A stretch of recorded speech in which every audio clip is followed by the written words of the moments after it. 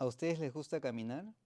En un mundo cada vez más sedentario, pues la práctica de caminar se ha reducido a desplazarse de un lugar a otro para ir al trabajo, para salir, muy poco al caminar simplemente por hacerlo de manera libre. Les voy a leer un fragmento de este ensayo de David Le Breton, Caminar la vida, interminable geografía del caminante.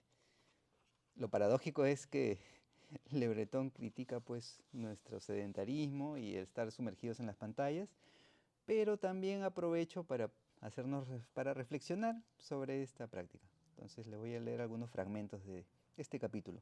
Ponerse en marcha. El epígrafe dice: yo no camino para rejuvenecer ni para evitar envejecer, tampoco para mantenerme en forma o batir récords. Camino igual que sueño, que imagino, que pienso, por una especie de inmovilidad del ser y de necesidad de ligereza. George Picard, El vagabundo aproximativo. Como Ulises, a veces tenemos que dar la vuelta al mundo y perdernos en mil locuras antes de regresar a Ítaca. Aun cuando la salida estuviera desde un principio en una ladera de la colina de al lado o en las orillas del río a 2 pasos de casa, hacía falta ese desvío, a veces hasta el fin del mundo para tomar conciencia de ello. Ese lugar es siempre innombrable, pues nunca cejamos en buscarlo. Todo viaje participa de esta búsqueda de un espacio donde la existencia se convierte en un acto de reconocimiento inmediato y embelesado. Cada cual busca el sitio de su renacimiento en el mundo. Una especie de magnetismo interior nos guía, un deseo de probar suerte que hay que aprovechar con toda confianza.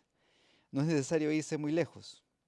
A veces, escribe Thoreau, son apenas 30 metros los que me gustaría recorrer como si el aire que ahí sopla me atrajera.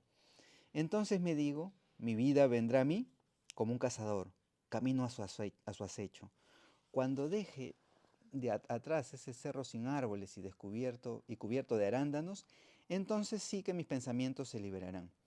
¿Hay acaso una influencia secreta, un vapor que exhala la tierra, algo en los vientos que soplan en todas las cosas que ahí se presentan de modo agradable ante mi espíritu? Voy a saltarme ahora a esta parte. En otra época se caminaba para llegar a un sitio, por necesidad, porque no podía uno comprarse una bicicleta, una moto o un automóvil. Caminar no era un privilegio, sino una necesidad. El camino importaba poco, solo contaba el destino. Todavía hoy para muchos habitantes del planeta, desplazarse es propio de pobres o migrantes que no tienen otra opción. En nuestras sociedades, desde los años 80 del pasado siglo, caminar es una afición cada vez más valorada en todo el mundo.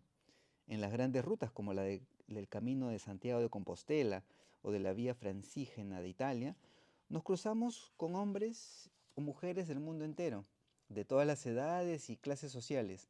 Hoy se camina para viajar, descubrir un país, saborear las horas sin otra preocupación que la de dar un paso tras otro, y vivir un tejido de sorpresas y muestras de aprobación. Como escribió Leslie Stephen, gran paseante inglés del siglo XX y padre de Virginia Woolf, el verdadero caminante es aquel que se deleita en el camino, que no presume ni se jacta de la fuerza física necesaria para ello. Hoy la humanidad está sentada, plantada como un árbol sobre sus pies, delante de sus pantallas móviles, ordenadores o televisores, al volante de automóviles o en la oficina. El sedentarismo es un problema grave de salud pública. En Francia, durante los años 50 del pasado siglo, se caminaba de media 7 kilómetros al día. Hoy son apenas 300 metros.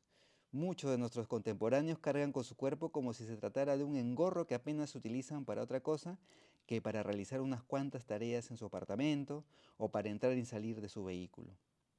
El cuerpo se ha hecho pasivo, un objeto que hay que llevar consigo de una actividad a otra, pero movilizándolo lo mínimo gracias al recurso de innumerables procedimientos tecnológicos que suplen la actividad física, desde las escaleras mecánicas y los pasillos rodantes de los coches, los patinetes o las bicicletas eléctricas.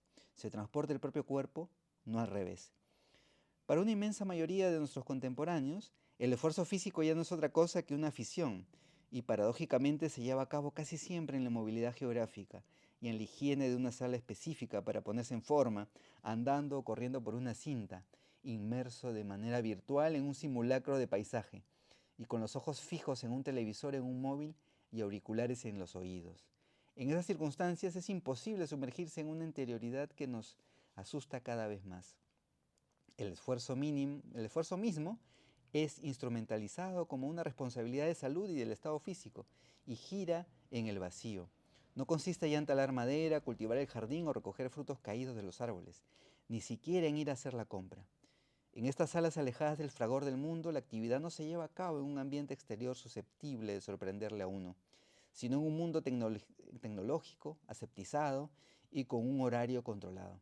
En este sentido, el entusiasmo actual por la caminata coge a contrapié esa tendencia a la inmovilidad y a la subordinación a las tecnologías.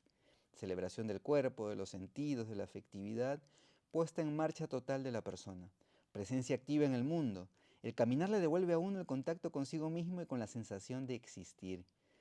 Doug Peacock escribe que en sus caminatas generalmente a partir del cuarto o quinto día pierdo toda gana de cafeína, alcohol, grasas o sal, y en lugar de eso comienzo a responder a mis necesidades fisiológicas en dosis crecientes.